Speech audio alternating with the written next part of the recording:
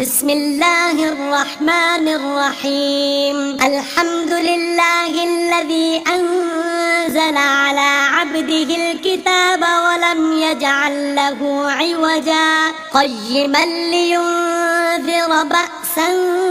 شديدا من لدنه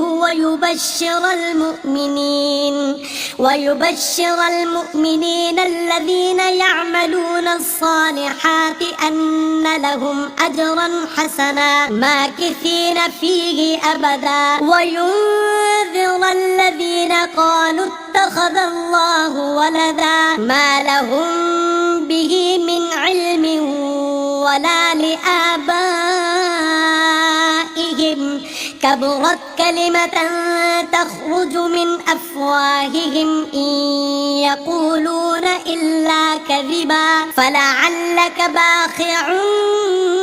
نفسك على آثارهم إن لم يؤمنوا بهذا الحديث أسفا إنا جعلنا ما على الأرض زينة لها لنبلوهم أيهم أحسن عملا وإنا لجاعلون ما عليها صعيدا جرزا أم حسبت أن أصحاب الكهف والرقيم كانوا من آياتنا عجبا إذ أوى الفتية إلى الكهف فقالوا ربنا آتنا من لدنك رحمة وهيئ لنا من أمرنا رشدا فضربنا على آذانهم في الكهف سنين عددا ثم بعثناهم لنعلم أي الحزبين أحصى لما لبثوا أمدا نحن نقص عليك نبأهم بالحق إنهم فتية آمنوا بربهم وزدناهم هدى وربطنا على قلوبهم إذ قاموا فقالوا ربنا رب السماوات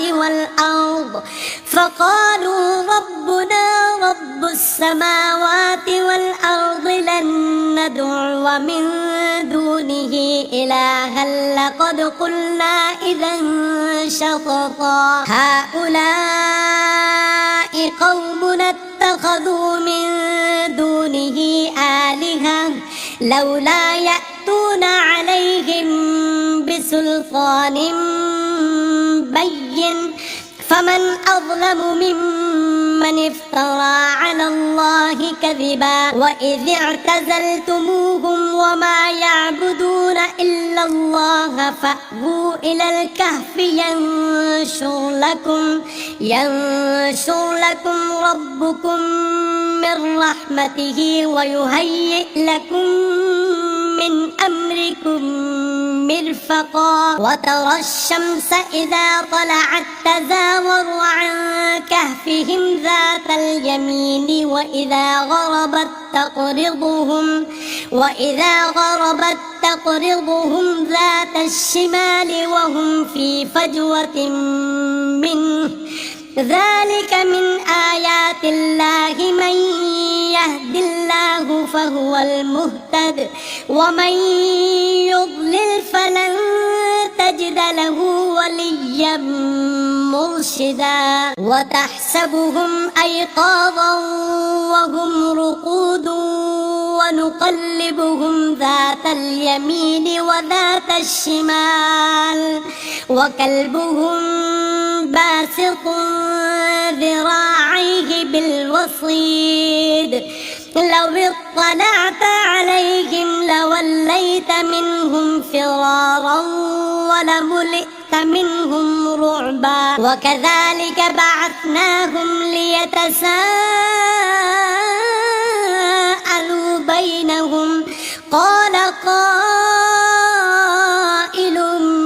منهم كم لبثتم قالوا لبثنا يوما أو بعض يوم قالوا ربكم أعلم بما لبثتم فبعثوا أحدكم بورقكم هذه إلى المدينة فلينظر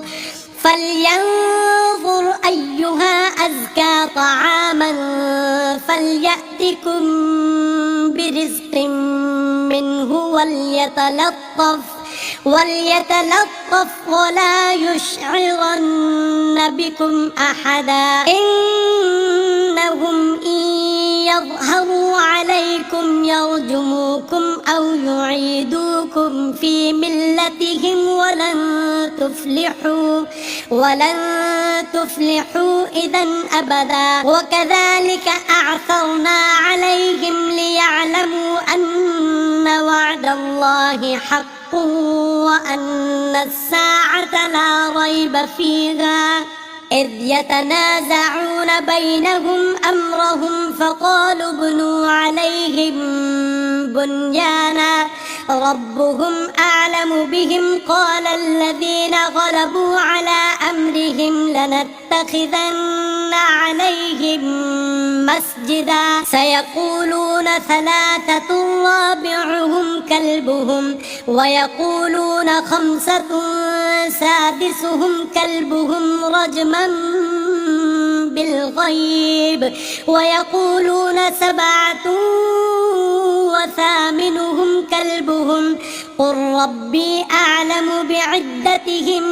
ما يعلمهم إلا قليل فلا تمار فيهم إلا مراء ظاهرا ولا تستفت فيهم منهم أحدا ولا تقولن لشيء إني فاعل ذلك غدا إلا أن يشاء الله واذكر ربك إذا نسيت وقل عسى أن يهديني ربي لأقرب من هذا رشدا ولبثوا في كهفهم 300 سنين وازدادوا 9 قل الله أعلم بما لبثوا له غيب السماوات والأرض أبصر به وأسمع ما لهم من دونه من ولي ولا يشرك في حكمه أحدا واتل ما أوحي إليك من كتاب ربك لا مبدل لكلماته ولن تجد من دونه ملتحدا واصبر نفسك مع الذين يدعون ربهم بالغداة والعشي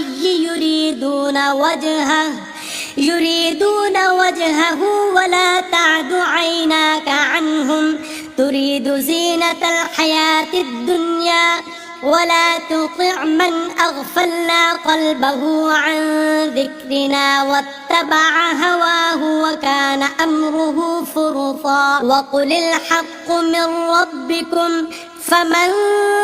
شاء فليؤمن ومن شاء فليكفر إنا أعتدنا للظالمين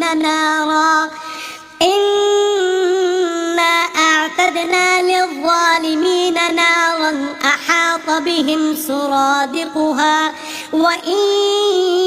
يستغيثوا يغاثوا بماء كالمهل يشوي الوجوه بئس الشراب وساءت مرتفقا إن الذين آمنوا وعملوا الصالحات إنا لا نضيع أجر من أحسن عملا أولئك لهم جنات عدن تجري من تحتهم الأنهار يحلون فيها من أساور من ذهب ويلبسون ثيابا خضرا من سندس وإستبرق متكئين فيها على الأرائك نعم الثواب وحسنت مرتفقا. واضرب لهم مثلا الرجلين جعلنا لأحدهما جنتين من أعناب وحففناهما بنخل وجعلنا بينهما زرعا كلتا الجنتين آتت أكلها ولم تظلم منه شيئا وفجرنا خلالهما نهرا وكان له ثمر فقال لصاحبه وهو يحاوره أنا أكثر منك مالا وأعز نفرا. ودخل جنته وهو ظالم لنفسه قال ما أظن أن تبيد هذه أبدا وما أظن الساعة قائمة ولئن رددت إلى ربي لأجدن خيرا منها منقلبا. قال له صاحبه وهو يحاوره أكفرت بالذي خلقك من تراب ثم من نطفة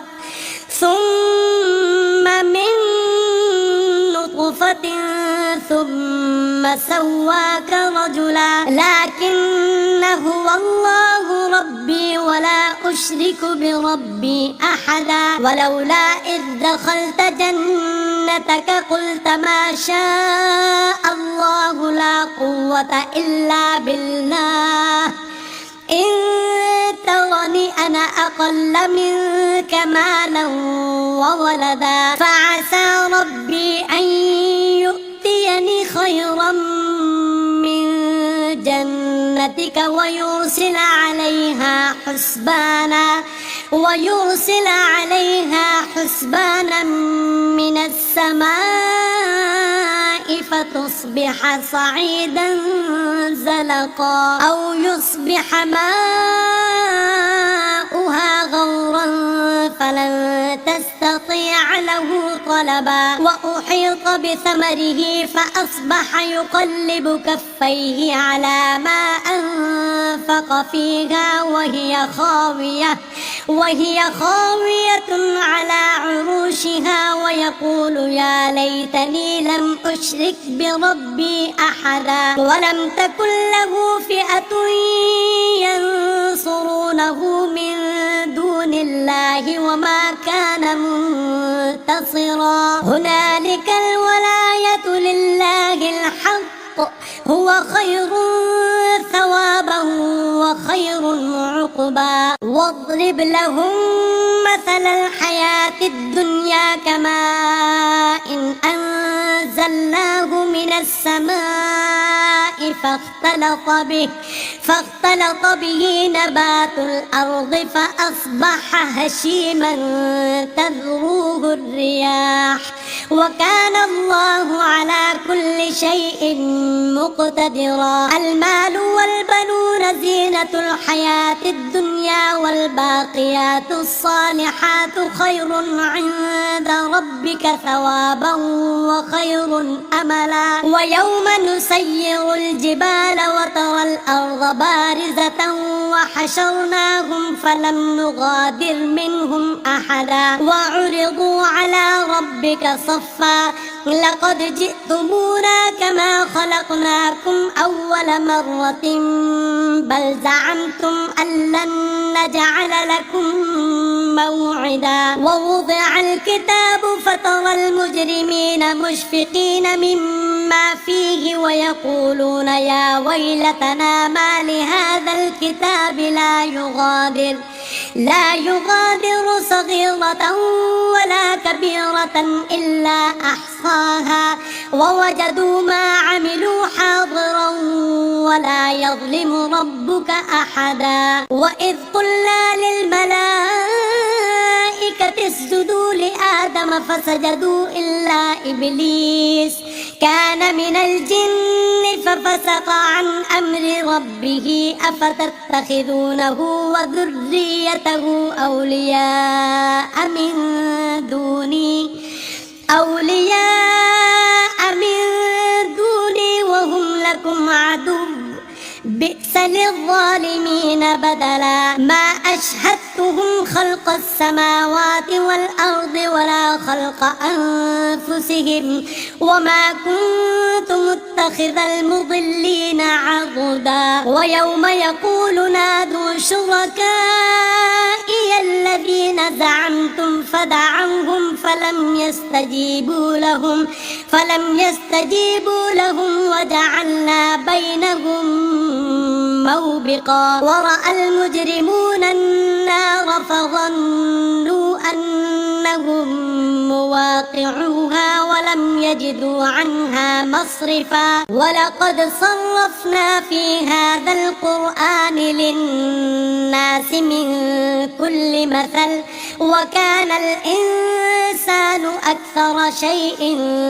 جدلا وما منع الناس أن يؤمنوا إذ جاءهم الهدى ويستغفروا ربهم إلا أن تأتيهم سنة الأولين أو يأتيهم العذاب قبلا وما نرسل المرسلين إلا مبشرين ومنذرين ويجادل الذين كفروا بالباطل ليدحضوا به الحق واتخذوا آياتي وما أنذروا هزوا ومن أظلم ممن ذكر بآيات ربه فأعرض عنها ونسي ما قدمت يداه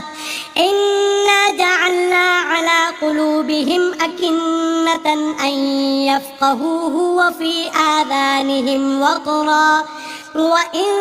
تدعهم إلى الهدى فلن يهتدوا إذا أبدا وربك الغفور ذو الرحمة لو يؤاخذهم بما كسبوا لعجل لهم العذاب بل لهم موعد لن يجدوا من دونه موئلا وتلك القرى أهلكناهم لما ظلموا وجعلنا لمهلكهم موعدا وإذ قال موسى لفتاه لا أبرح حتى أبلغ مجمع البحرين أو أمضي حقبا فلما بلغا مجمع بينهما نسيا حوتهما فاتخذ سبيله في البحر سربا فلما جاوزا قال لفتاه آتنا غداءنا لقد لقينا من سفرنا هذا نصبا قال أرأيت إذ أوينا إلى الصخرة فإني نسيت الحوت وما أنسانيه إلا الشيطان أن أذكره واتخذ سبيله في البحر عجبا قال ذلك ما كنا نبغي فارتدا على آثارهما قصصا فوجدا عبدا من عبادنا آتيناه رحمة من عندنا وعلمناه من لدنا علما قال له موسى هل أتبعك على أن تعلمني مما علمت رشدا قال إنك لن تستطيع معي صبرا وكيف تصبر على ما لم تحط به خبرا قال ستجدني إن شاء الله صابرا ولا أعصي لك أمرا قال فإن اتبعتني فلا تسألني عن شيء حتى أحدث لك منه ذكرا فانطلقا حتى إذا ركبا في السفينة خرقها قال أخرقتها لتغرق أهلها لقد جئت شيئا إمرا قال ألم أقل إنك لن تستطيع معي صبرا قال لا تؤاخذني بما نسيت ولا ترهقني من أمري عسرا فانطلقا حتى حتى إذا لقيا غلاما فقتله قال أقتلت نفسا زكية بغير نفس لقد جئت شيئا نكرا قال ألم أقل لك إنك لن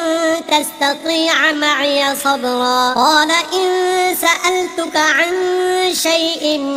بعدها فلا تصاحبني قد بلغت من لدني عذرا فانطلقا حتى إذا أتيا أهل قرية استطعما أهلها فأبوا أن يضيفوهما فوجدا فيها جدارا يريد أن ينقض فأقامه قال لو شئت لاتخذت عليه أجرا قال هذا فراق بيني وبينك سأنبئك بتأويل ما لم تستطع عليه صبرا أما السفينة فكانت لمساكين يعملون في البحر فأردت أن أعيبها وكان وراءهم ملك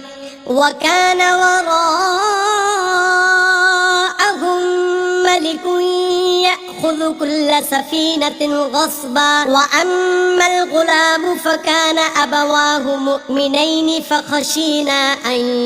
يرهقهما طغيانا وكفرا فأردنا أن يبدلهما ربهما خيرا منه زكاة وأقرب رحما وأما الجدار فكان لغلامين يتيمين في المدينة وكان تحته كنز لهما وكان أبوهما صالحا فأراد ربك أن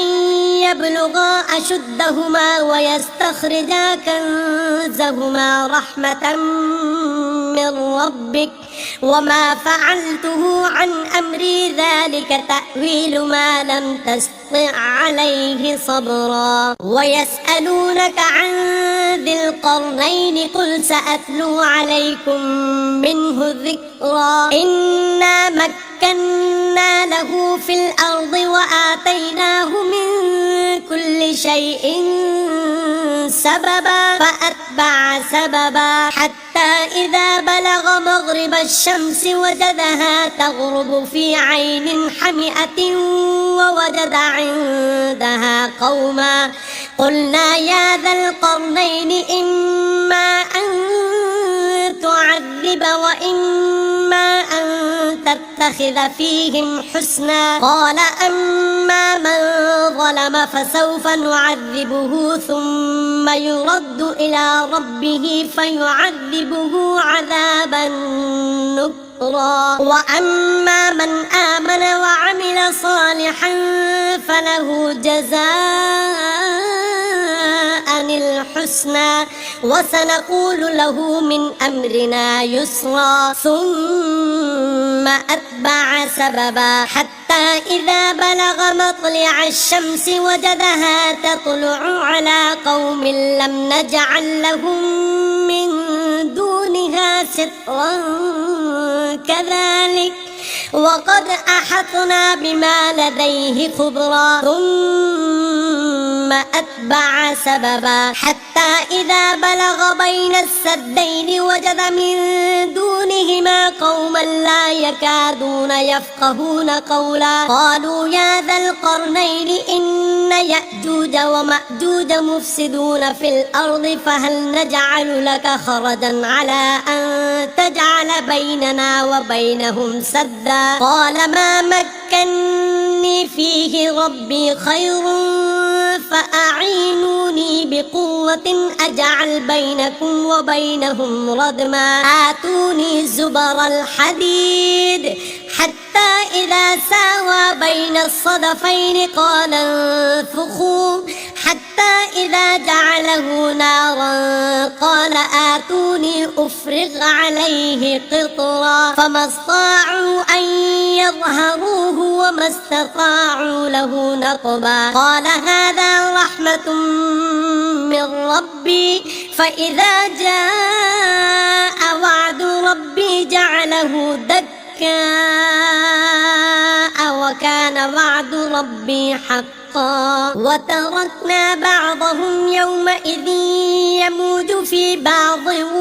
ونفخ في الصور فجمعناهم جمعا وعرضنا جهنم يومئذ للكافرين عرضا الذين كانت أعينهم في غطاء عن ذكري وكانوا لا يستطيعون سمعا أفحسب الذين كفروا أن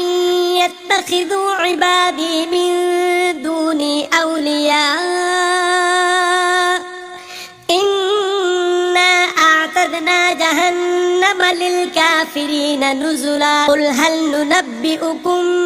بالأخسرين أعمالا الذين ضل سعيهم في الحياة الدنيا وهم يحسبون أنهم يحسنون صنعا أولئك الذين كفروا بآيات ربهم ولقائه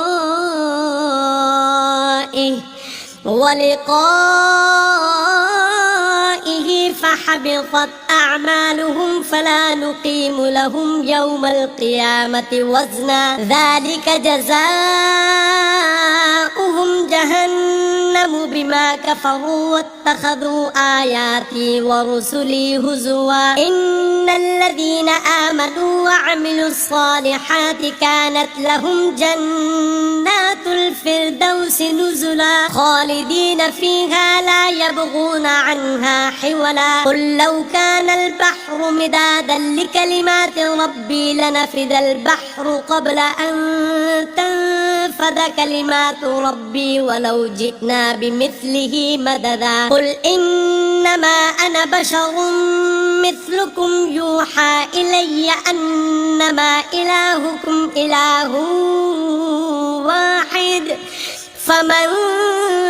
كان يرجو لقاء ربه فليعمل عملا صالحا ولا يشرك بعبادة ربه أحدا